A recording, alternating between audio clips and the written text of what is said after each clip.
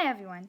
So the chapter that I found in the book was chapter 8, Dealing with Dark Days, and it was the most inspiring to me, and the summary that I came up with was this. Sister Kathleen wrote the book called Praying on Empty for younger adults, and the chapter that I chose was Dealing with the Dark Days. This chapter is useful when we don't feel like praying and when we aren't feeling close to God. This chapter in the book talks about the alternate ways to connect with God.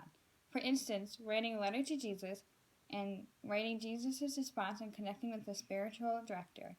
Sometimes prayer can be simply repeating one line or a mantra, and sometimes it is even going on a day or a week-long retreat to reconnect with God.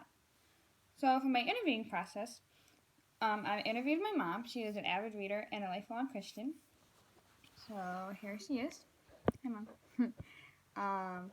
So the first question that I have is, what was your favorite part of this chapter?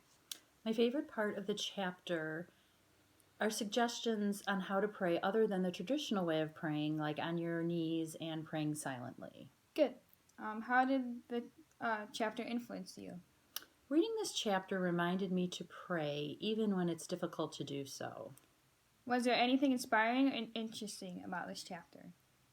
The most interesting thing about this chapter is that everyone struggles with prayer from time to time, and I found the active ways to pray most interesting, like keeping a journal or writing letters. Good. Did you have a favorite quote? My favorite quote in the book was from St. Francis de Sales. Never let him go, whether you walk in the light or the darkness. Nice. Was there anything that struck out to you the most? What stuck out to me the most is what Sister wrote about the Holy Spirit. And she writes, the Holy Spirit is the person of the Trinity whose work it is to make us holy. Jesus sent us the Holy Spirit to be our advocate or helper, and praying to the Holy Spirit is another form of prayer. Good. So I would like to thank my mom for interviewing, and thank you all for watching. Bye.